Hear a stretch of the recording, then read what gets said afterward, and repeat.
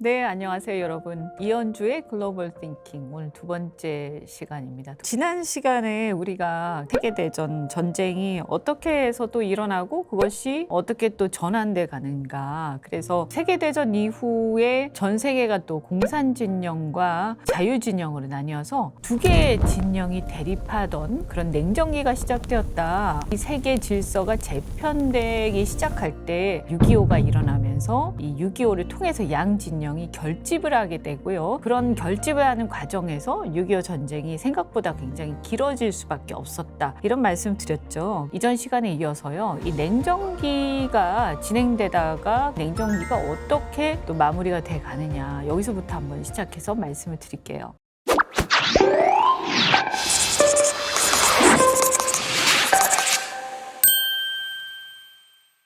자, 이렇게 전 세계가 대립하던 냉전기에 미국은 세계 경찰을 자초하면서요. 전 세계 자유진영을 적극 지원해왔죠. 그러던 중에 1969년 닉슨 대통령이 취임을 합니다. 취임 이후에 의회에 보내는 외교 문서를 통해서 닉슨 독트린을 발표를 하죠. 한마디로 이제 미국은 당시 보인 베트남전에 참전하고 있었는데요. 이제 미국은 베트남전과 같은 그런 타국의 전쟁에 개입은 최소화하겠다. 이런 선언이었죠. 당시 미국은 베트남전에서 패색이 짙어지면서 전쟁이 오래되니까 처음에는 지지하고 하다가도 미국 내에서 참전한 그 아들들, 가족들이 전사하기도 하고 굉장히 피폐해지죠. 경제도요. 그러면서 반전 여론이 미국 내에서 굉장히 고조되던 그런 시기였습니다. 그런 어떤 미국 국내의 정치적 분위기를 반영한 것이 바로 닉슨 독트린이죠. 여기서 보일 수 있듯이 미국은요. 자유민주 국가이죠. 자유민주 국가는 주권자가 국민입니다. 그래서 그 특성상 자유민주주의 국가의 국제 전략은 항상 국내 여론을 반영하면서 변화할 수밖에 없다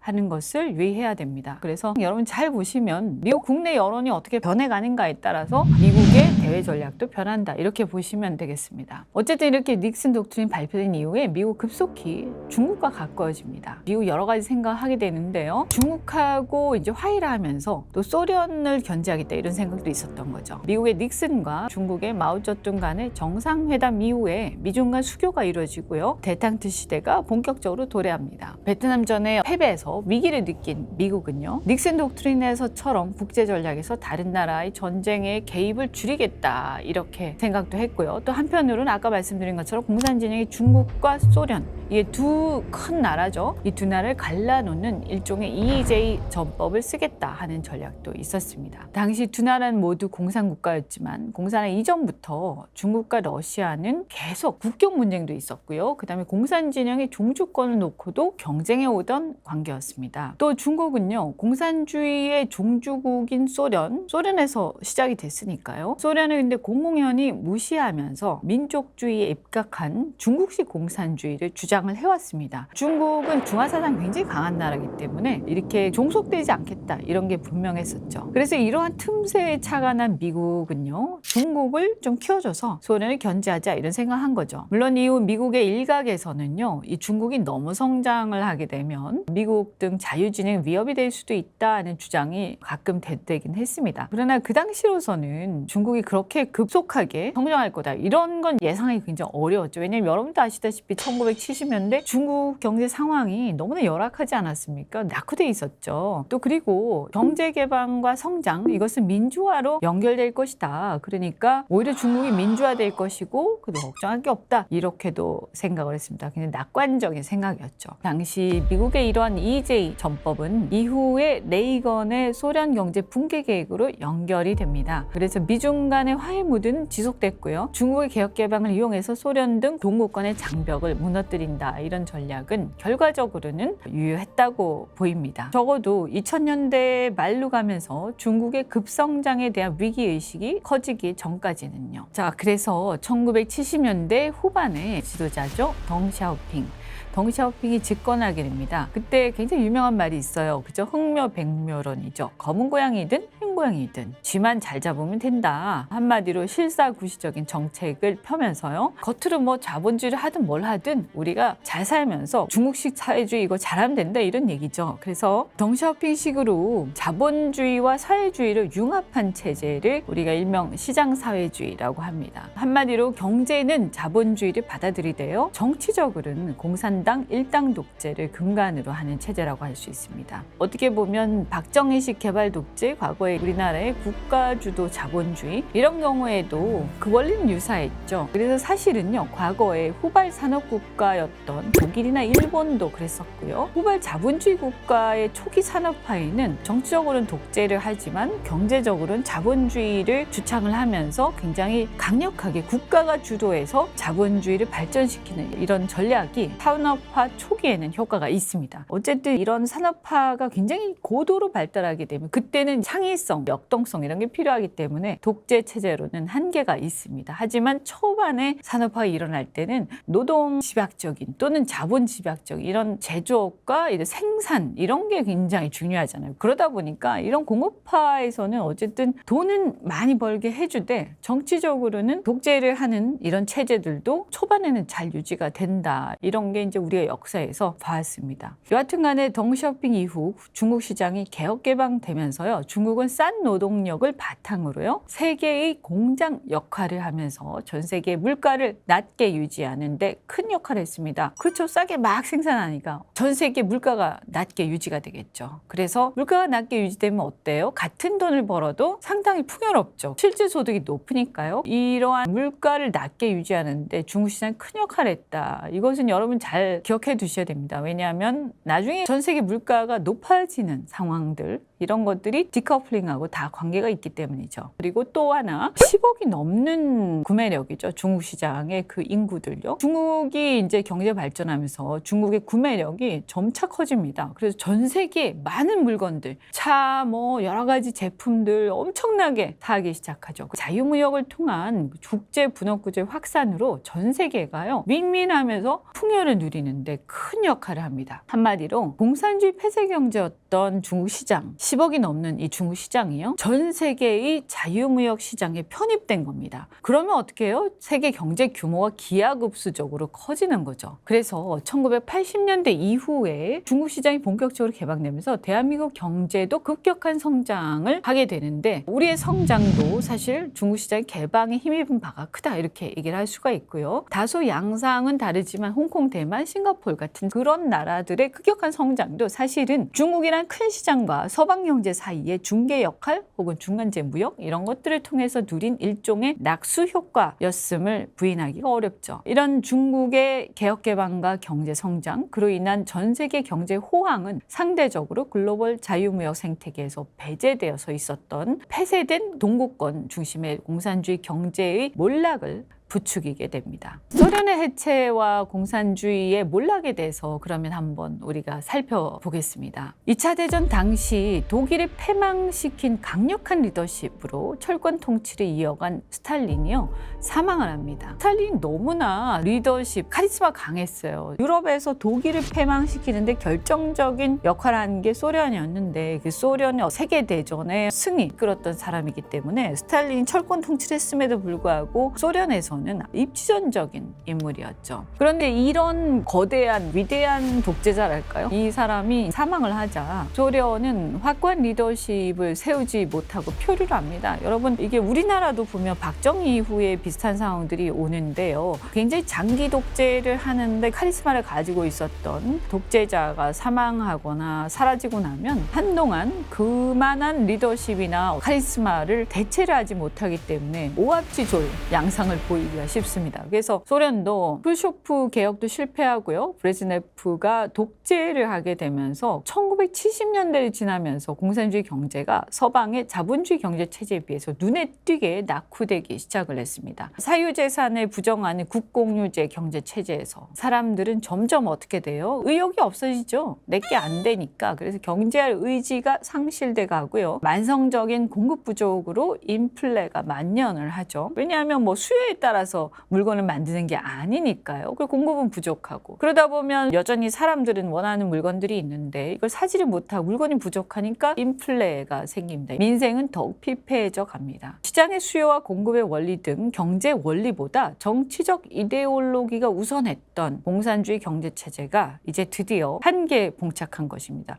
공산주의 초기에는 혁명 직후에 의욕과 이상과 열정이 가득하지만 이것이 원리 자체가 사람들의 의욕을 북돋을 수 있는 게 아니기 때문에 시간이 갈수록 이제 한계에 봉착하는 겁니다. 게다가 1970년대 후반 이후에요. 중국이 어떻게 되죠? 아까 말씀드린 것처럼 개혁개방을 통해서 서방과의 경제 교류로 세계 경제 속에 편입이 되면서 엄청난 성장을 하고 있었죠. 그러다 보니까 어떻게 해요? 소련과 동구권이 이 중국을 의식하지 않을 수 없죠. 그래서 이윽고 그러한 상황을 타개하기 위해서 1982년 당시로서는 다른 공산권의 지도자에 비하면 상당히 젊은 나이입니다. 아마 50 정도 됐을 텐데요. 고르바초프 여러분 기억하시죠? 그가 소련 공산당의 서기장이 됩니다. 그래서 이제 고르바초프는 이 중국의 변화 이런 것들을 보면서 페레스트로이카 즉 개혁을 기치로 내걸고요. 경제 개방과 더불어서 이제는 개방적인 경제를 하겠다. 그다음에 또 정치도 개방을 해야 되는데 이제 공산당 일당 독재를 포기한 건 아니고요. 정보를 다 공개하겠다. 이제 폐쇄적으로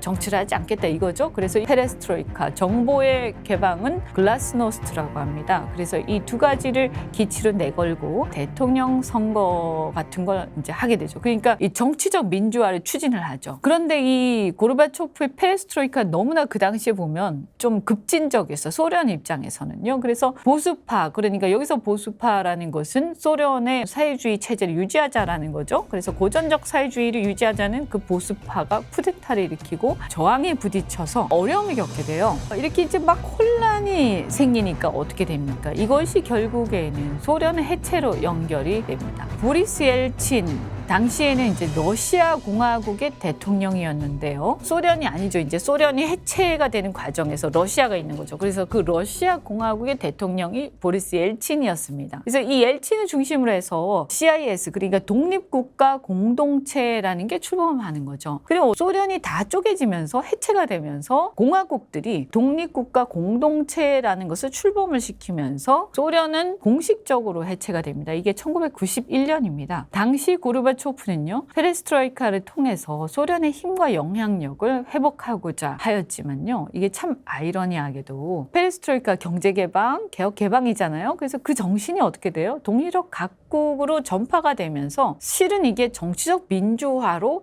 연결되는 결과를 낳았습니다. 1980년대 후반부터 동구권에서 불던 정치적 민주화의 바람은요. 결국 동독에서도 일어났는데요. 그 저항의 근원지 교회입니다. 교회. 그래서 동독의 교회에서 사람들은 자유와 평화 이런 것들을 전파하고 토론하고 강의하고 이렇게 하면서 동독 정권의 탄압을 야기를 하고요. 동독은 이걸 이제 정권이 탄압을 계속 하겠죠. 그런데 이렇게 탄압을 하면 할수록 이미 시대적 흐름은 조류는 민주화로 가고 있었어요. 그래서 동독 정권의 탄압이 있으면 있을수록 동독의 시민들의 민주화 열망은 더 강해졌죠. 드디어 1990년이 되면서 저항운동, 동독의 라이프치히를 중심으로 해서 교회가 중심이 된 민주화의 열망 그리고 저항운동은 계속 커져갑니다. 이제 동독 정부도요. 이것을 억제하는 것을 한계에 다다릅니다. 그래서 결국은 자유와 통일을 염원하는 시민들의 열망이 베를린 장벽을 무너뜨립니다. 이게 참 어쩌면 굉장히 어이없이 무너졌는데요. 여러분 아마 기억 많이 하시죠? 그때 그 장면. 저도 이때 1989년, 90년 요럴 때 제가 고등학생이었는데요. 아직도 기억이 생생해요. 1990년 되면서 베를린 장벽 무너지고 나서 처음으로 동독에서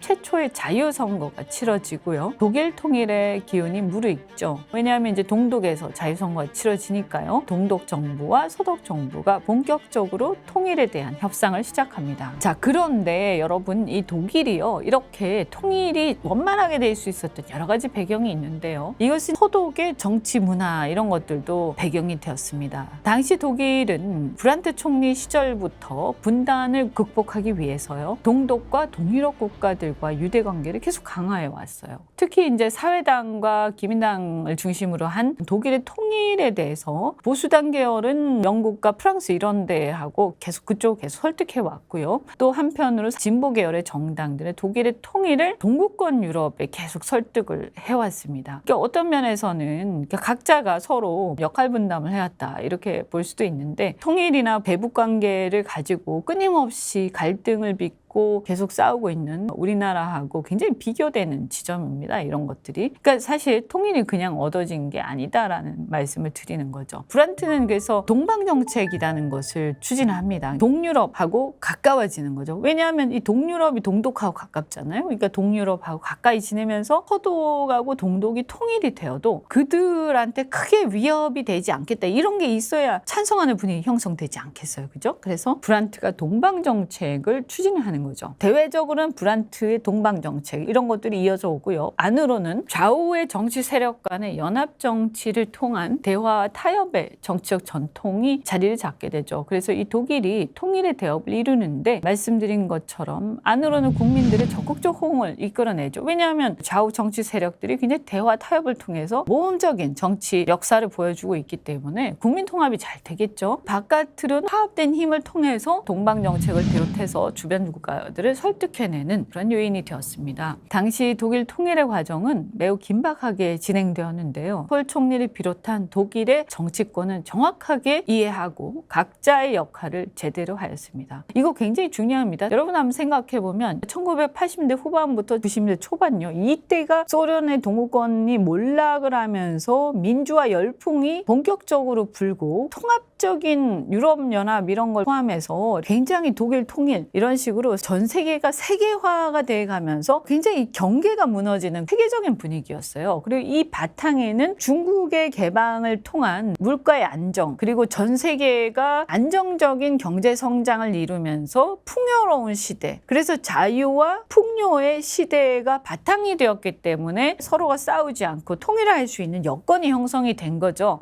그러면 이런 자유와 풍요의 시대는 지속이 되었지만 사실 우리나라에도 그 기회가 온 거예요. 그러니까 우리나라는 그때 독재가 안 무너질 줄 알았는데 독재가 무너지고 87년에 민주화가 되지 않습니까?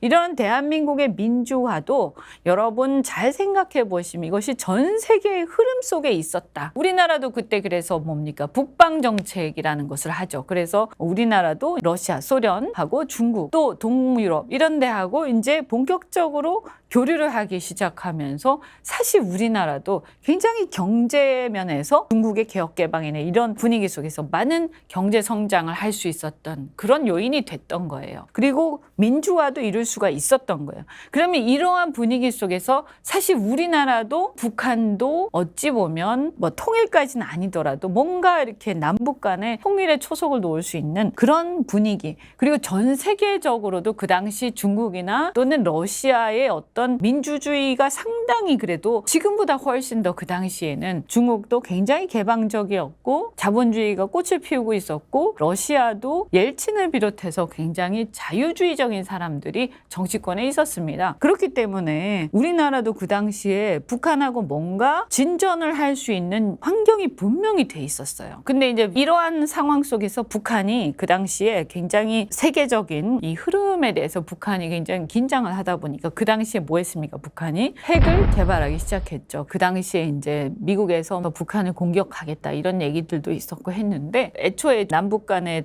분단이 독일하고는 좀 다르긴 했습니다만 우리는 이 시기를 국내적으로 민주화를 이루는 데는 성공을 했지만 이 시기의 시대적 전환점에서 남북 간의 분단을 극복하는 데까지 우리가 이끌고 가기에는 국내적인 정치의 문화 또 그리고 대외적인 어떤 역량 이런 것들이 역부족이었다 이런 말씀을 드립니다. 이렇게 독일의 정치권 콜 총리 당시에 사실 이런 막 급박한 상황들이 전개될 때 야, 이게 통일을 할 수 있는 유일한 기회다 하는 것을 바로 알아차리고 정확하게 이해하고 각자 자신의 역할을 충실하게 했습니다. 정말 대단한 나라입니다. 그러니까 지금의 독일이 있을 수 있었다 이런 생각이 들고요. 당시 또 동독에서도 보면 민주화가 일어나면서 자발적으로 통일을 원했습니다. 통일의 명분 이런 것들이 또 아무리 좋아도요. 구성원들이 원하지 않으면 통일은 이루어질 수가 없죠. 그래서 구성원들이 원하지 않는 통일을 막 지도자 몇 명이 억지로 한다 한들 그 통일이 지속될 수도 없습니다. 그래서 이렇게 체제가 다른 상태에서는 설사 이렇게 억지로 만약에 통일하면 끝없이 분열만 야기되기 때문에요. 통일은 현실적으로 어렵다라고 저는 생각을 합니다. 그래서 중요한 것은 구성원들의 자발적 의사이다. 따라서 독일의 통일은 동독의 민주화, 서독의 연합 정치의 전통 이런 것들이 없었다면 불가능했을 것이다 라고 생각합니다. 한편 독일의 분단도요. 냉전기 미소 양진영의 대립에 의해서 야기된 것이죠. 그런 것처럼 독일의 통일 또한 독일 민족의 힘만으로는 되는 게 아닙니다. 우리나라도 마찬가지예요. 그래서 적어도 주변국들의 이해와 동의가 필요했는데요. 당시 동구권 사회주의가 몰락하면서 독일의 통일이 자연스러운 분위기가 되었죠. 하지만 그래도 주변국들이 끝까지 반대했으면 아마 어려웠을 거예요. 유럽에서 공산주의의 몰락을 가속하고요. 통일 독일을 중심으로 유럽의 나토 집단 안보 체제가 더욱 강해지길 원한 게 바로 미국이었죠. 그죠? 그래서 미국은 독일의 통일을 적극 찬성했습니다. 그런 반면에 영국과 프랑스는요. 세계대전의 그 악몽이 여전히 살아있었겠죠. 그래서 통일 독일이 너무 강해지면서 과거 세계대전을 일으켰던 독일, 다시 유럽의 맹주로서 지나치게 위협적 국가가 될 수도 있다. 이래서 좀 떨떠름했었는데요. 그런데 한편으로는 설득당한 거죠. 통일 독일이 나토에 가입하겠다. 그래서 나토를 중심으로 집단 안보 체제 하에서 통일이 되니까 이건 오히려 굉장히 강력한 유럽의 집단 안보가 될 수가 있고 그 다음에 이 나토를 통해서